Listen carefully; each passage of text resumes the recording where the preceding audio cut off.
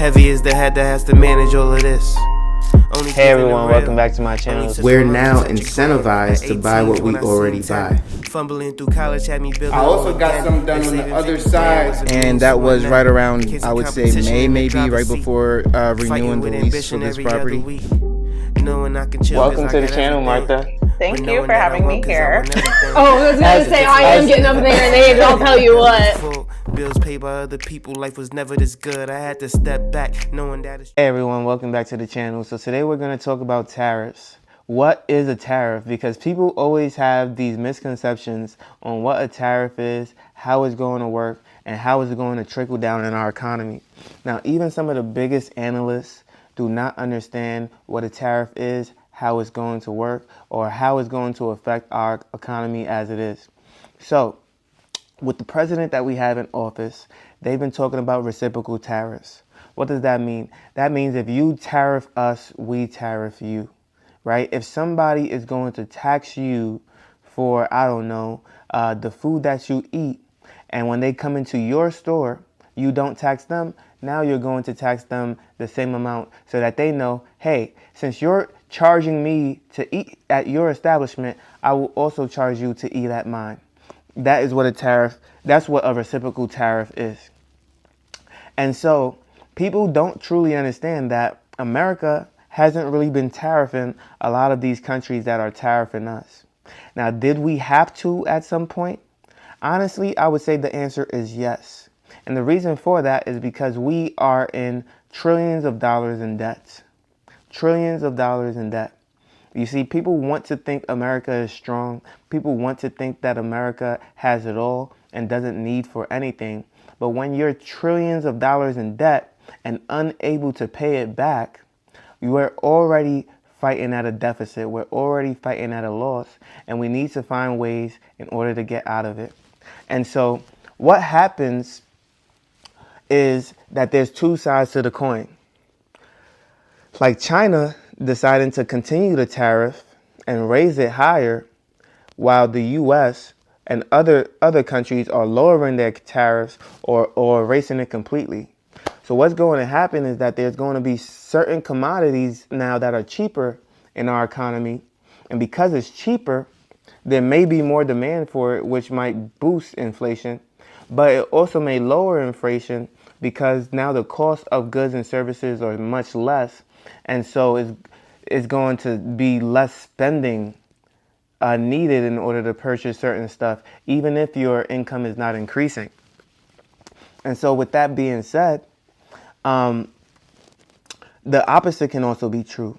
If everyone raises their tariffs, inflation will increase because now we have to spend more for the same stuff. And even those who were good savers and those who weren't struggling before, they're going to have to spend more of those savings that they would have saved on the same goods and services in order to keep up with their own lifestyle. And those who were struggling before are going to struggle even more now that those tariffs are in effect and at a higher rate, because now those same masks, those same medicines, those same services that they were getting overseas are no longer going to be cost effective for them. They're going to be a lot more expensive, and America has yet to start producing it themselves. So here's another thing. The president is only in office for 4 good years.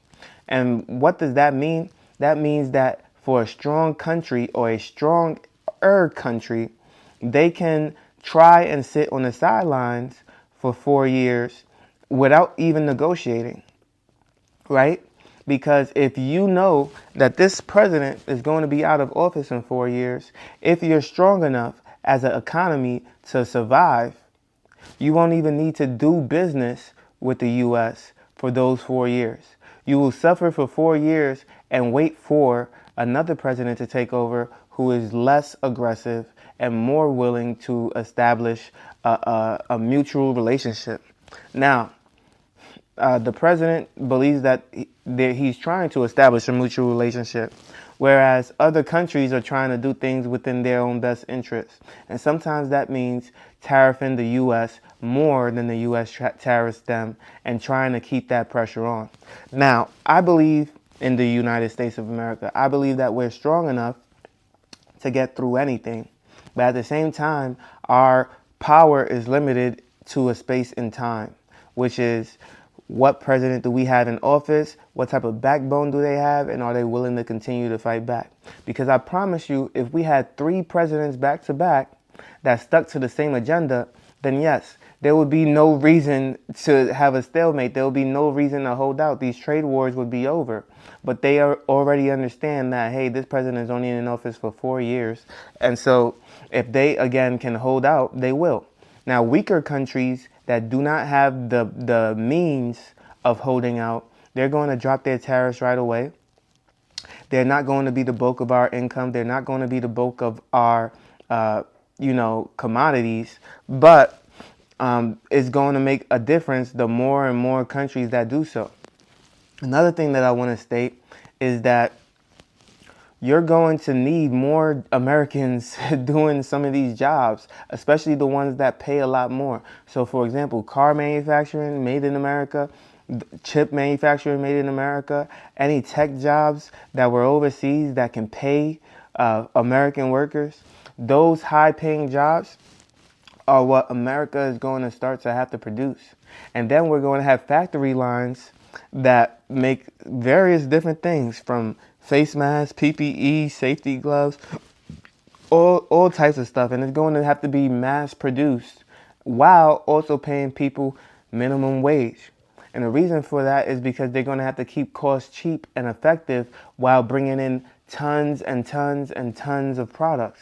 And so what they may need to do is they may need to go into the worst areas where land is cheap and things are cheap, and there's government funds and state funds in order to start to build on these lands. Now, it's going to take at least 3 years to get these factories up and running. And then it's going to take some time to get people established in their roles and start to produce these goods at a decent pace.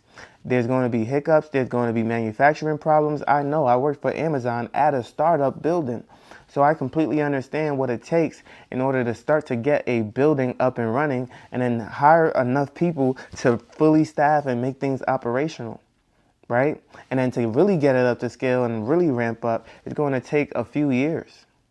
And so with that being said, by the time people are actually building within America and doing and working within America on the products that we were getting overseas, the president is going to be out of office.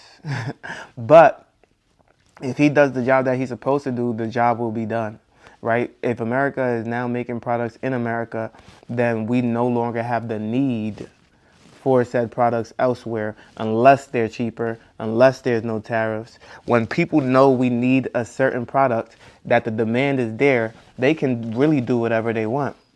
But when there's less demand for what they have have no power. They have no control, right? And so establishing that control back in the U.S. soil, giving people jobs so that they're no longer at home. And I hate the idea of saying, oh, it's young boys out here just playing video games. Government assistance is only for women and children and the disabled. No, it should be for people who are disabled and unable or unfit to work. Simple as that, right? Everybody else should be able to find a job, be able to do something, provide for themselves, and sustain their lives, right? Now, of course, it depends on what lifestyle you want to live. I'm not nobody's lifestyle coach, but at the end of the day, right, everyone should be able to do things without the need for said government outside of those who are mentally ill or disabled. So with that being said, I am excited to see what jobs come to America. I'm excited to see more jobs in America, jobs that we've never seen before, jobs that we've never thought of doing. Hopefully that is at the forefront of everything, because that is what's really going to make the difference in order to really prevent a lot of these trade wars. You can't just continue to negotiate and wait for people to drop their tariffs. You need to create jobs that are going to offset any losses that would come from trying to get things overseas. And so if you like this video, if you understand what I'm talking about, or if you want to know more and you have any questions, please let me know in the comment section down below. I'll be happy to answer those, and I will see you in the next one. Peace.